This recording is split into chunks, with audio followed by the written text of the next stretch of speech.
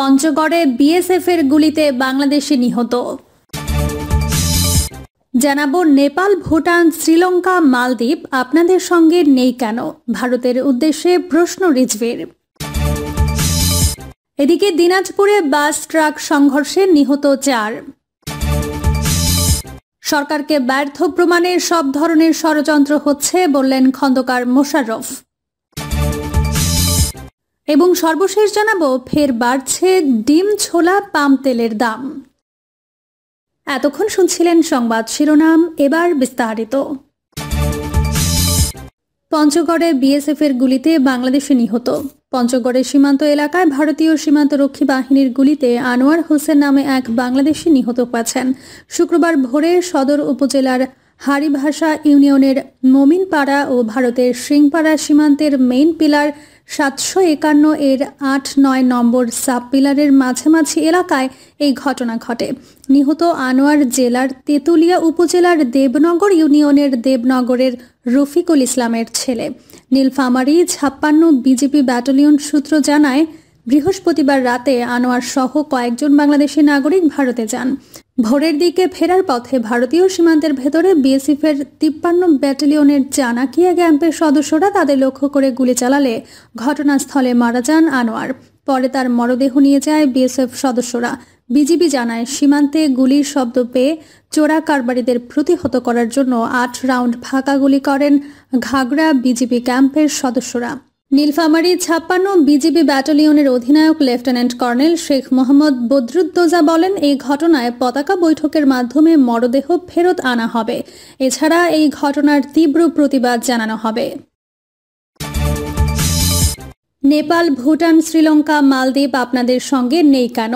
ভারতের উদ্দেশ্যে প্রশ্ন রিজভির।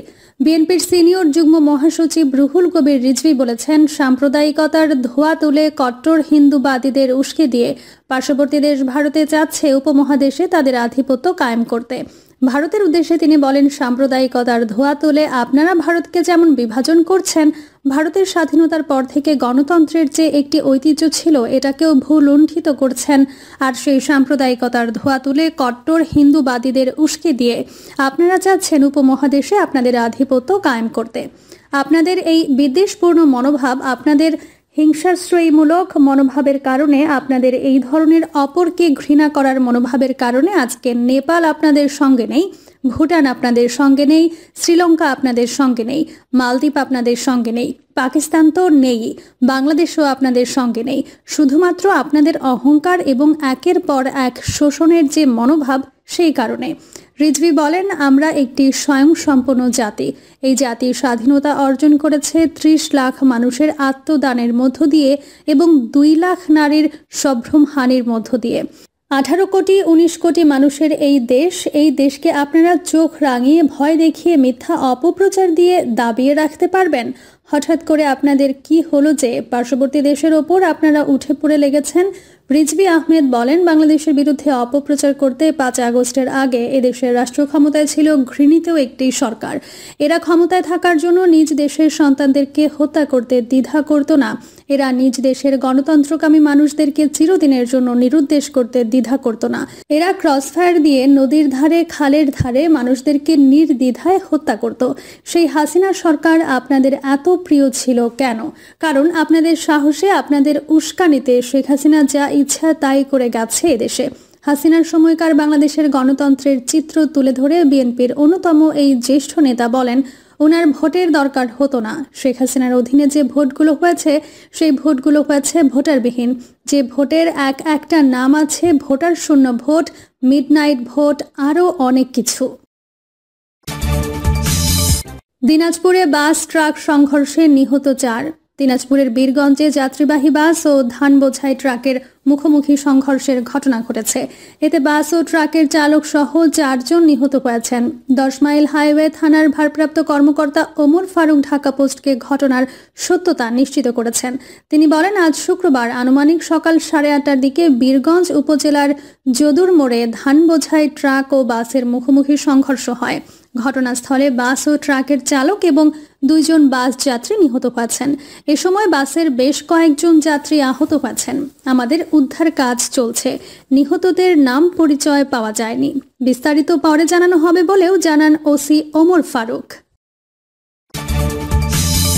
সরকারকে ব্যর্থ প্রমাণে সব ধরনের ষড়যন্ত্র হচ্ছে বললেন খন্দকার মোশাররফ।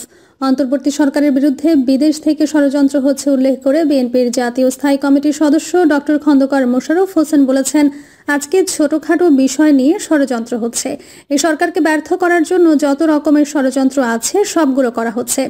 ডক্টর খন্দকার মোশাররফ হোসেন বলেন, পতিত স্বৈরাচার সরকার ছাত্র জনতার আন্দোলনে পালিয়ে গেছে, অবৈধভাবে একটি দেশে আশ্রয় নিয়েছে। দেশকে অস্থিতিশীল করার জন্য তারা সেখান থেকে ষড়যন্ত্র করছে। দলমত নির্বিশেষে ঐক্যবদ্ধ হয়ে সব ষড়যন্ত্রের মোকাবেলা করতে হবে, দেশকে রক্ষা করতে হবে। তিনি বলেন, বাংলাদেশে হিন্দু সম্প্রদায়ের লোকজন সম্প্রীতির সঙ্গে বসবাস করে আসছে, কিন্তু আজকে ভারত থেকে শুরু করে আমাদের কিছু হিন্দু সম্প্রদায়ের কিছু লোক কেন একটা সমস্যার সৃষ্টি করছে, কেন আমাদেরকে সারা বিশ্বে মানহানি করছে, এটার একটাই উদ্দেশ্য, সেটি হলো বিশৃঙ্খলা সৃষ্টি করা। তিনি আরো বলেন, গণ আন্দোলনের ফসল আজকের সরকার, এটা অন্তর্বর্তীকালীন সরকার। এই সরকার নিরপেক্ষ সরকার। এই সরকারকে আমরা সমর্থন করি।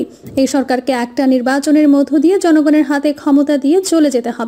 সাবেক প্রতিমন্ত্রী ও ডাকসুর সাবেক ভিপি আমানুল্লাহ আমান বলেন, আজকে সব পাঠ্যপুস্তকে সব আন্দোলনের পটভূমি সম্পৃক্ত করা প্রয়োজন, সব নেতৃত্বে দেওয়া ব্যক্তির নাম উল্লেখ করা প্রয়োজন। তিনি বলেন, হাজার হাজার ছাত্র জনতার রক্তের বিনিময়ে আমরা স্বাধীন রাষ্ট্র পেয়েছি। এই রাষ্ট্রকে আমাদের ধরে রাখতে হবে। আজকে রাষ্ট্রের বিরুদ্ধে ষড়যন্ত্র শুরু হয়েছে, আমাদেরকে ঐক্যবদ্ধ হয়ে সব ষড়যন্ত্রের মোকাবেলা করতে হবে। ফের বাড়ছে ডিম, ছোলা, পাম তেলের দাম। দাম কমে কিছুদিন স্থিতিশীল থাকার পর ফের ডিমের দাম নিয়ে কারসাজি চলছে। তদারকি সংস্থার নজরদারি না থাকায় বাড়ানো হচ্ছে পণ্যটির দাম। সপ্তাহের ব্যবধানে প্রতি ডজন ডিমে 6 টাকা বেড়ে খুচরা বাজারে 156 টাকায় বিক্রি হচ্ছে। সঙ্গে বাড়ছে পাম তেলের দামও। প্রতি সপ্তাহে পণ্যটির দাম যেন লাগামহীন। এছাড়া রোজাকে কেন্দ্র করে গত মাস থেকে ছোলার দাম বাড়ানো হচ্ছে। সর্বশেষ সপ্তাহের ব্যবধানে কেজি প্রতি 5 টাকা বেড়ে 140 টাকায় বিক্রি হচ্ছে পণ্যটি। খুচরা বিক্রেতারা জানায়, বৃহস্পতিবার প্রতি ডজন ফার্মের ডিম বিক্রি হচ্ছে 144 থেকে 156 টাকা, যা 7 দিন আগেও 135 থেকে 150 টাকা ছিল। আর গত বছর একই সময় এই ডিম ডজন প্রতি 114 থেকে 126 টাকায় বিক্রি হয়। মূল্য বৃদ্ধি প্রসঙ্গে নয়া বাজারের ডিম বিক্রেতা আলাউদ্দিন বলেন, পাইকারি আড়তের ব্যবসায়ীরা কিছুদিন পর পর ডিম নিয়ে কারসাজি করে। তদারকি সংস্থার নজরদারি না থাকলে দাম বাড়িয়ে দিয়ে অতি মুনাফা করে পাইকাররা। আবার নজরদারি শুরু হলে দাম কমায়। গত 1 বছর ধরে তারা একই কাজ করছে। এতে এই পুরোটার সময় ধরে ডিম ক্রেতারা বাড়তি দরে কিনেছে। এদিকে খুচরা বাজারে প্রতি লিটার খোলা পাম তেল বিক্রি হচ্ছে 158 থেকে 160 টাকা, যা 7 দিন আগে বিক্রি হয়েছে 157 থেকে 159 টাকা। 1 মাস আগে এই তেল বিক্রি হয়েছে 154 থেকে 155 টাকায়। আর গত বছর ঠিক একই সময় বিক্রি হয়েছে লিটার প্রতি 125 থেকে 130 টাকা।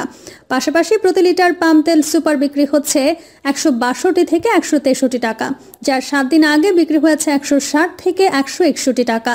1 মাস আগে 156 থেকে 157 টাকায় বিক্রি হয়েছে। আর গত বছর ঠিক একই সময় বিক্রি হয়েছে লিটার প্রতি 135 থেকে 140 টাকা। রায় সাহেব বাজারে পণ্য কিনতে আসা মোহাম্মদ খালেকুজ্জামান বলেন, বাজারে প্রতি সপ্তাহে কিছু না কিছু পণ্যের দাম বাড়ে। বিক্রেতারা ইচ্ছে করে দাম বাড়ায়, ক্রেতাকে জিম্মি করে টাকা লুটে নেয়। তিনি বলেন, বাজার নিয়ন্ত্রণে যারা কাজ করছে তারা ব্যর্থ। তারা লোক দেখানো কাজ করে, তারা ব্যবসায়ীদের ভয় পায়। তা না হলে এতদিনে পণ্যের দাম নিয়ে যারা কারসাজি করছে তাদের কঠোর শাস্তির আওতায় আনা হতো। অন্যদিকে রোজাকে ঘিরে ছোলার দাম নিয়েও অস্থিরতা চলছে। এই পণ্যটির দাম বিক্রেতারা এক প্রকার নীরবেই বাড়িয়ে দিচ্ছে। তবুও দাম নিয়ন্ত্রণে রাখতে কোনো প্রকার উদ্যোগ নেওয়া হচ্ছে না। খুচরা বিক্রেতারা জানায়, প্রতি কেজি ছোলা বিক্রি হচ্ছে 140 টাকায়, যা 7 দিন আগেও 135 টাকায় বিক্রি হয়েছে। আর গত বছর ঠিক একই সময় প্রতি কেজি ছোলা খুচরা বাজারে বিক্রি হয়েছে 85 থেকে 90 টাকায়। এদিকে চালের খুচরা বিক্রেতাদের সঙ্গে কথা বলে জানা গেছে, খুচরা বাজারে প্রতি কেজি সরু চাল বিক্রি হচ্ছে 68 থেকে 80 টাকা। মাঝারি আকারের চাল বিক্রি হচ্ছে 58 থেকে 63 টাকা, যা সপ্তাহের ব্যবধানে কেজি প্রতি 2 টাকা কমে বিক্রি হচ্ছে। এছাড়া খুচরা বাজারে প্রতি কেজি মোটা চাল বিক্রি হচ্ছে 50 থেকে 55 টাকা। কাউরান বাজারের আল্লারদান রাইস এজেন্সির মালিক সিদ্দিকুর রহমান বলেন, আমন ধানের চাল বাজারে আসলেও মিলাররা চালের দাম কমাচ্ছে না। বাড়তি দামে মিল থেকে চাল বিক্রি করায় পাইকারি বাজারে চালের দাম কমেনি, এজন্য খুচরা বাজারেও বিক্রি হচ্ছে চড়া মূল্যে।